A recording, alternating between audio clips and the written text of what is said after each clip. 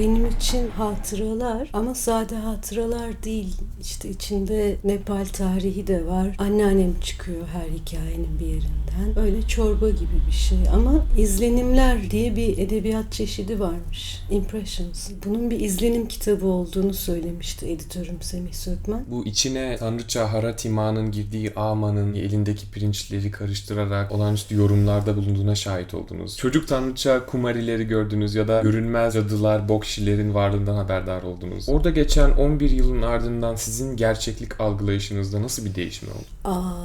Etkiledi vallahi. Ben oraya ilk gittiğimde rasyonel ve materyalist bir insandım. Yani ihtimaller, işte bokşiler, cadılar vardır demiyorum. Ama bu konuda bir şey demiyorum artık. Gerçeklik çeşit çeşit olabiliyor. Nepallilerin ölümü algılayışları, onlar için ölümün ifade ettiği şey bizim gibi ölüme karşı bir küslük, bir negatif his besleyen bir kültürde büyüyen kişilerden çok farklı. Nepal sizi ölümle tamamen barıştırdı mı? Ölüme dair fikirlerinizde nasıl değişiklikler yarattı? Öleceğimiz konusuyla barıştırdı diyeyim ama annem öldüğünde ölümün normal olduğu hep havada kaldı. Çok işe yaramadı. Ama genel olarak olan bitenlerle, ölmekle, hayatla, her şeyle barıştırdı evet. Ama şimdi bana sorsan ölümün ne kadar doğal bir şey olduğunu, hiç fena bir şey olmadığını filan böyle bunları anlatabilirim. Ama işte sonra o anlar geldi ki düşüp aslında öldüler. O sırada kendime de anlatamadım. Tibet çok kapalıymış ya dünya. 1949'da galiba Çin Tibet'i işgal etti. O zamana kadar yabancıların girmesi yasakmış. Hatta Alexandra David Neal diye bir kadın var biliyor musunuz? Hayır, duymadım. 20. yüzyılın başlarında Paris'te bir dansözmüş. Sonra kalkmış Tibet'e gitmiş bir şekilde. Yüzünü tencere karasından islemiş, fakir bir dilenci gibi gitmiş. Lhasa'ya kadar gitmiş. Lhasa Tanrılar şehri ve giriş yasak yabancılara. Bir fakir dilenci ne kadar görebilirse o kadar görebilmiş Lhasa'yı. Muhteşem kitapları var. Fransızca'da çok kitabı var. İngilizce'de o kadar hepsi ben bulamadım. Neyse konuyu dağıttık. Tibet'e yabancıların girmesi yasakmış. Kendilerine saklıyorlarmış öğretileri. Deniyor ki Vajrapani Mao olmuş, gidip Tibet'i işgal etmiş, Tibetlilerin canını okumuş ve dağılmak zorunda kalmışlar dünyaya. Tibet'ten kaçmak zorunda kalmış çok sayıda rahip. Böylece de Tibet Budizmi dünyaya yayılmış. Kitapta beni en çok etkileyen bölümlerden birisi düğündü. Hangi düğün? Canakpur'daki. Canakpur'da kendinizi düğününde en önde dans ederken bulduğunuz kişiyle aranızdaki o karmayı fark ettiğiniz o an. En önde dans ederken kendimi buldum. Evet damatlarımızdaki o tuhaf karma. Hadi bakalım. Ve ama sonralarında kitabın siz bir otobüste yan yana denk geliyorsunuz. Sizce Nepal'de tesadüf denen şeye yer var mı? Nepal'de mi, dünyada mı tesadüf var mı bilmiyorum. Tesadüf diye bir şey yoktur derler ya. Gerçekten öyle mi onu da bilmiyorum. Ama adamla karşılaştık evet. İlk defa düğününde tanışmıştık sonra yıllar sonra. Nasıl çıkardınız birbirinizi otobüste? Çünkü yani en önde dans ettirmişlerdi beni düğün alayı boyunca. Nasıl mı çıkarttık? Çıkartırız canım. Gerçi adam damatlık kıyafetinde işte kafasında bir damat sarığı vardı. Gözleri boyalıydı. Dudağında ruj vardı. Tırnakları boyalıydı. Bu Nepal-Hindistan sınırında Maithili kültürü. O etnik grubun usulü. Evet ya ayaklarımla ne yapacağımı bilemeyerek. Kollar kolay. Tasvir ettiğiniz kitapta elle hilal çizme hareketi nasıl bir hareket? Böyle zarif bir hilal çiziyorlar dans ederken diyorsunuz. Sanki şöyle bir şey benim gözümde canlanıyor. Tibetliler mi? Hangisi? Sadular. O sadu adamın dansını anlatıyorum da o adam deli deli dans ediyordu. Eliyle nasıl hilal çiziyordu onu bilemedim. Ama bak şeyi söyleyebilirim. Şöyle bir hareket var. Bir parmak da ortada böyle. Bilmem ki, ne olacak ki, ne yapalım ki. Nepalliler konuşurken şöyle yapıverir. Bir şey sorarsın, bunu yaparsa bilmiyor demek. Bu şeylerle bağlantılı mı? Bahsettiğiniz resimlerdeki ilahların el hareketleri. Mudralarla mı? Evet, mudralar. Bu bir çeşit mudra mıdır yani? Mudralar benim bildiğim bedendeki enerji noktalarına bastırıyor mudralar. Ama şu bir mudradan mı geliyordur? Bilemiyoruz.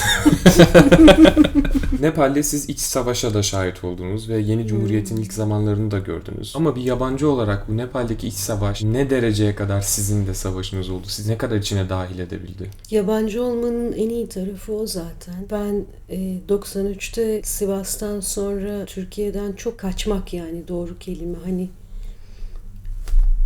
koşa koşa kaçmak ihtiyacı hissettiğim zamanlarda hep şöyle bir şey gelirdi aklıma. Bir yere gideyim, bir kelime anlamayayım dillerinden, sokakta yürüyeyim, insanlar konuşsunlar, ben hiçbir şey anlamadan orada yaşayayım isterdim. İç savaş 10 sene sürdü. Ben taşındığımda 1 sene filan olmuştu başlayalı. Evet, neredeyse tamamına şahit oldum. Cuma sabahları gazeteyi elime alırdım. İçim çok kararırdı. O hissi hatırlıyorum. Ama benim savaşım değildi. Yani bana çok dokunmuyordu. O yabancı olmanın bir şeyi var, bir kolaylığı var. Başka bir şey. Başka bir şekilde acıtıyor burada olanlar. Nedendir bilmiyorum. Yani bu milliyetçilik ve yurtseverlikle ilgisi olmayan başka bir şey. O kök.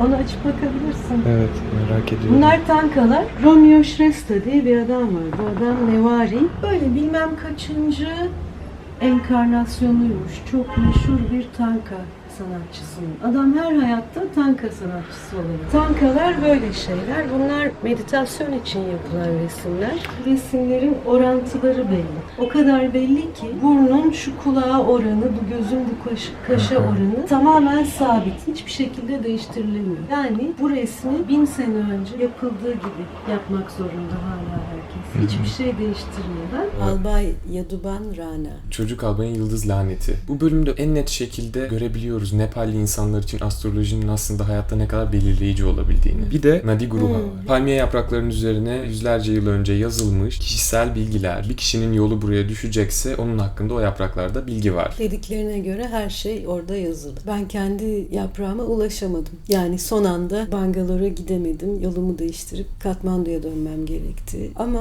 Amerikalı bir hocam, o görmüştü kendi yaprağını. Orada onun hangi ülkelere gideceği, orada neler öğreneceği, abisinin kaç yaşında kendini öldüreceği. Bunların hepsi yazılıydı. İlk ve son Nadi Gruha randevumu birkaç ay öncesinden almıştım. Çünkü öyle hemen randevu vermiyorlar. Yeniden gitmeyi deneyecek misiniz? O merakımı kaybettim ben. Bilmem ki. Denemem herhalde. Ben o sırada çok merak ediyordum. Niyeyse şimdi etmiyorum. Ama kafanı getir. Hamileliğiniz Nepal'de mi geçti? Bu nasıl bir süreçti sizin için? Hamileliğimin birazı Nepal'de geçti. Ama Nepal'de hamilelik nasıl bir tecrübe? Bir tane tecrübe hatırlıyorum orada. Hamile olduğumu anlayınca bütün arkadaşlarımı çağırdım evde. Yemek, hepsi kadınlar, Nepalli kadınlar. Benim bir haberim var dedim. Ben hamileyim dedim. Herkes böyle baktı. Kimse bir şey demedi. Öyle baktılar. Sonra bir tanesi Sangita şey dedi. Ya ben hamileyken devamlı yerleniyordum dedi. Şimdi bir tek bu tepkiyi al. Başka hiç kimse hiçbir şey söylemiyor. Bana baktılar öyle. Bir konuyu değiştirdiler. Ben hiç anlamadım. Meğerse nazardan korkulduğu için bu konuda hiç konuşulmazmış. Kimseye söylenmezmiş. Yani öyle karnın burnuna gelse de ben hamileyim demezmişsin. Evet, Nepal'den tek hamilelik hatıram budur. Siz hamile olduğunuzu Nepal'de öğrendiniz. Bu Rinpoche ile ilgili hikayede. Hiç aklımda yoktu Türkiye'ye gelmek. Mo yaptı. Bir çeşit I Ching.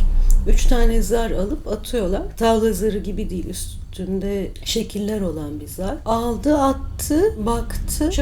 Çabuk evine gidiyorsun. Hiç beklemiyorsun, hemen gidiyorsun dedi. Ve hemen işte o hafta Türkiye'ye geldik. Normalde hep anneanneme giderdim. İlk defa niyeyse babamın yanına gittim. Çanakkale'deydi. Babamla bir ay geçirdik. Sonra babam öldü. Sonra bir sene sonra gittiğimde Rinpoche'ye teşekkür etmeye gittim. Anlattım, çok teşekkür ederim. Sen beni babama gönderdin. Hadi ya, ben mi yaptım? Ben dedi. Çok mutlu oldum. İşte o egosuz olmak öyle bir şeymiş. Evet. Bu ışık olan hocanızın ismi neydi? Chökyi Tricen Rinpoche. Rinpoche bir ünvan sanırım değil mi? Rinpoche kıymetli mücevher demek. Bu ölüp yeniden gelen üstadlara verilir. Ölüp yeniden dünyaya geliyorlar. Sonra bir şekilde bulunuyorlar. Yeniden rahip olarak yetiştiriliyorlar. Bunlar Katmandu'dan getirdiğiniz objeler mi? Evet. Ganesha var. Ganesha'lar sağ tarafta. Kumzang Dorje Rinpoche benim hocam. Nakpalar evlenebilen dervişler. Karısıyla beraber 33 sene mağaralarda meditasyon yapmış. Lama Lundrup. Hani Kopan Manastırı'nda elime kata almadan gitmiştim. Çok gülmüştüm. En sonunda Semki kata demişti bana. Zihin katası. Elimle böyle vermiştim. Lama Lundrup da öldükten sonra bak ne oldu. Öldükten sonra yaktılar. Küllerin içerisinden böyle inciler çıktı. Şelama Kunchok öldükten sonra şu adam bak böyle inciler. Tibetliler diyorlar ki her şey zihin. Biz zihnimizi terbiye edebilirsin. Yapamayacağımız hiçbir şey yoktur diyorlar. Böyle marifetleri de bize bunu ispat etmek için gösteriyorlar. Momo lezzetli miydi? Momo çok lezzetli bir şeydir. Dalai Lama'nın en sevdiği yemek mantarlı momo. Buharda pişmiş Tibet mantısı. Bir bu kültür mantarları var orada. Lahana ile yapıyorlar. Etle yapıyorlar mı? Asıl etle yapıyorlar zaten. Beni ilgilendirenlerden bahsediyorum. Manda etiyle yapılıyor. Tibetliler küçük hayvanları yemiyorlar. Almışken bir tek can alınsın. Mümkün olduğu kadar insan doysun diye. Yat bakalım. Ne tarafa doğru? Şuraya.